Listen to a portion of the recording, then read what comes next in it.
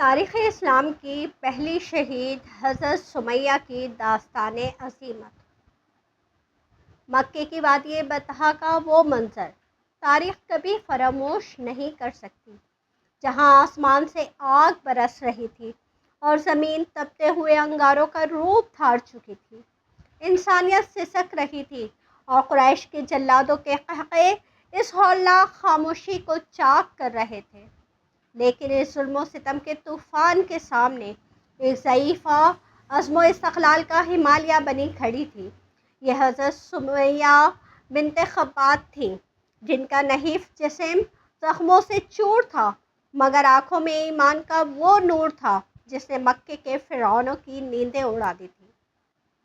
یہ محض ایک خاتون پر تشدد کا واقعہ نہیں تھا، بلکہ یہ تاریخ انسانیت کا وہ عظیم معرکہ تھا جہاں ایک طرف ظلم و جبر کی مادی طاقت تھی اور دوسری طرف آہد کی وہ سچی پکار جس کے سامنے مکے کی چوہدراہٹ گھٹنے ٹیکنے پر مجبور ہو گئی۔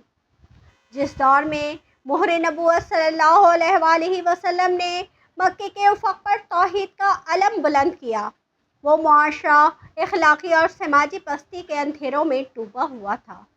کعبہ بتوں کا مسکن تھا اور کمزوروں کا کوئی پرسان حال نہ تھا۔ قریش کے سردار جانتے تھے کہ اسلام کا پیغام ان کے ظالمانہ اور طبقاتی نظام کے خلاف ایک پرامن انقلاب ہے، اس لیے انہوں نے اس نئی روشنی کو بجھانے کے لیے اپنی تمام تر وحشیانہ طاقت کا رخ ان بے بس اور غریب لوگوں کی طرف کر دیا جن کا مکے میں کوئی خاندانی پشت پناہ نہیں تھا۔ انہی سرفروشوں کے کاروان حق کے سالار بنو مخدوم کے حلیف حضرت یاسر بن عامر، ان کے اہلیہ حضرت سمیہ اور ان کے نوجوان فرزند حضرت عمار بن یاسر تھے۔ عمر کے اس حصے میں جہاں ہڈیاں کمزور ہو جاتی ہیں، حضرت سمیہ نے مصلحت پسندی کے بجائے اسلام کا اعلانیہ اظہار کیا۔ ابو جہل کے لیے یہ بات ناقابل برداشت تھی کہ اس کے زیر اثر رہنے والے غلام اس کے معبودوں کو ٹھکرا دیں، چنانچہ اس نے اس معصوم خاندان کو عبرت کا نشان بنانے کا فیصلہ کر لیا۔ تشدد کا یہ سلسلہ روز کا معمول بن چکا تھا۔ تپتی ہوئی دوپہر میں اس پورے خاندان کو لوہے کی بھاری زرہیں پہنا کر دھوپ میں ڈال دیا جاتا تاکہ تپش سے گوشت پگھلنے لگے۔ سینوں پر بھاری پتھر رکھ دیے جاتے تھے اور کوڑوں کی برسات کی جاتی۔ ابو جہل غصے سے چلاتا، محمد صلی اللہ علیہ وآلہ وسلم کے خدا کا انکار کرو، لیکن ایمان جب دلوں میں راسخ ہو جائے تو موت کا خوف مٹ جاتا ہے۔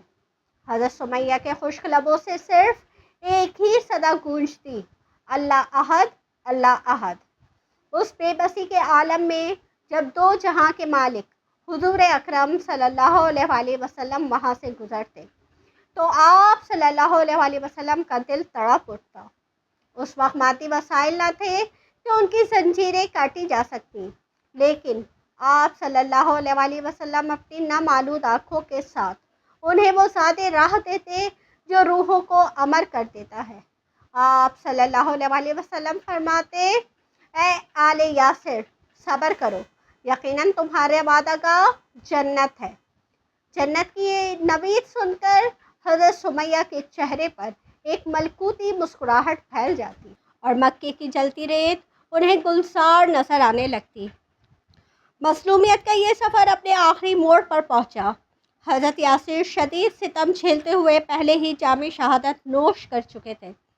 حضرت سمیہ تنہا اور شدید زخمی حالت میں زمین پر تھیں۔ ابو جہل نے اپنی مادی طاقت کے زوم میں آ کر نہایت بدزبانی کی اور اسلام کی توہین کی۔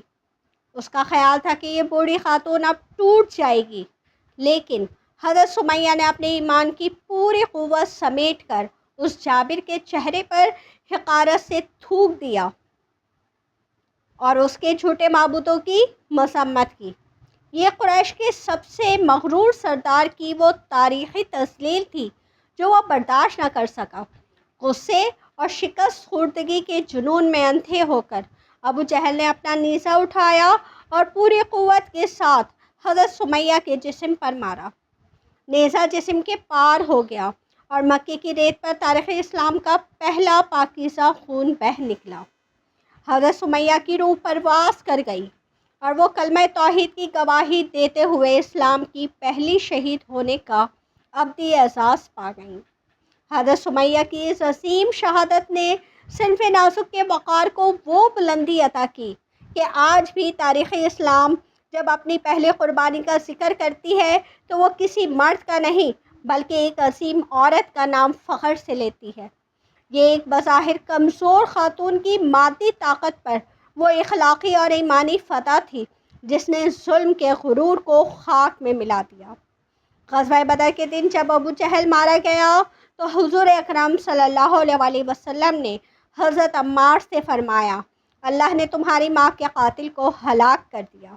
یہ عدل الہی کا وہ مہر تصدیق تھا جو تاریخ نے ثبت کیا۔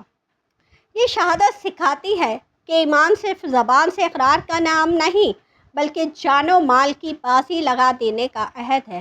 مادی زنجیریں جسم کو تو جکڑ سکتی ہیں لیکن آزاد روحوں اور سچے نظریات کو قید نہیں کر سکتی۔ حق کی بقا کے لیے دی جانے والی قربانیاں کبھی رائیگاں نہیں جاتی بلکہ وہ امتوں کی حیات نو کا پیش خیمہ بنتی ہیں۔ آج 1400 سال گزر جانے کے بعد بھی مکے کی وادی بطحا سے حضرت سمیہ کے خون کی خوشبو آ رہی ہے جو ہر دور کے مظلوموں کو جابر سلطنتوں کے سامنے کلمہ حق کہنے کا حوصلہ دیتی رہے گی۔ بے شک